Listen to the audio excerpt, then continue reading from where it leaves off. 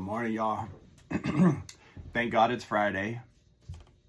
My name is Austin. I work here at Serenity House. I got clean here on October 19th of 2014.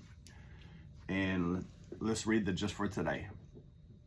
Keep it simple. We live a day at a time, but also from moment to moment. When we stop living in the here and now, our problems become magnified unreasonably. Life often seems too complicated to understand, especially for those of us who've dodged it for so long. When we stopped using drugs, many of us came face to face with a world that was confusing, even terrifying. Looking at life in all its details all at once may be overwhelming. We think that maybe we can't handle life after all that it's useless to try.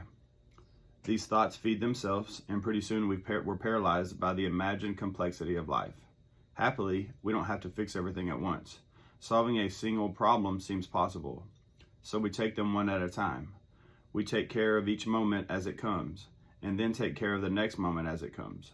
We learn to stay clean just for today, and we approach our problems the same way. When we live life in each moment, it's not such a terrifying prospect. One breath at a time, we can stay clean and learn to live. Just for today, I will keep it simple by living in this moment only. Today, I will tackle only today's problems. I will leave tomorrow's problems to tomorrow. The thing about addiction is the obsessiveness and compulsiveness that goes on in our brain. And I always say that I'm an overthinker. I'm an addict. It's obsession and compulsion.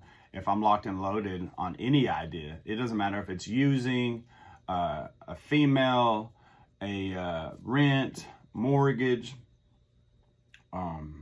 it doesn't matter what somebody said about me, what somebody didn't say about me. I can get locked and loaded and obsess and compulse over what I said, something that I said, and I'll think about it and say it to myself over and over, like, man, I shouldn't have said that. The reality is that if I can start to find out or figure out or have some kind of red light indication that I'm obsessing and compulsing, overthinking, continuing to go on about something or worrying about something. I used to call it like a prayer meditation, but it was more like plea bargaining, right? I would wake up and ask God for all the things that I wanted to happen that day to be okay.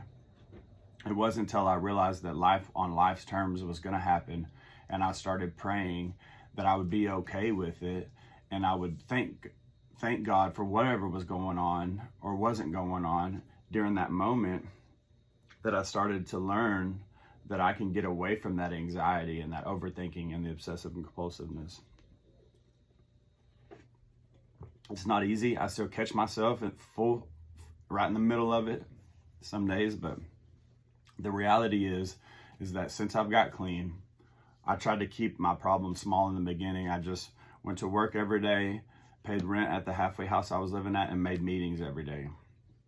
And didn't worry about the rest, because ultimately I needed a roof over my head, and I needed this program that was saving my life.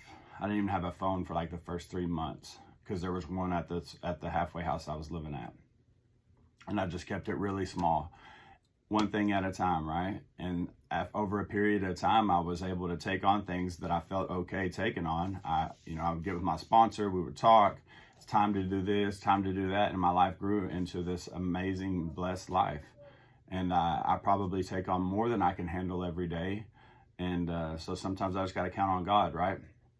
And sometimes I fall short, and I don't need to lay in bed and overthink it.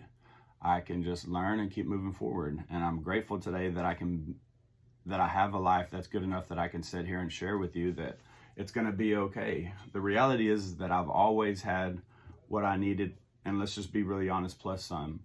Since I got clean and since I've been on this journey, I have never gone without anything that I needed. And I've been pretty blessed, very blessed.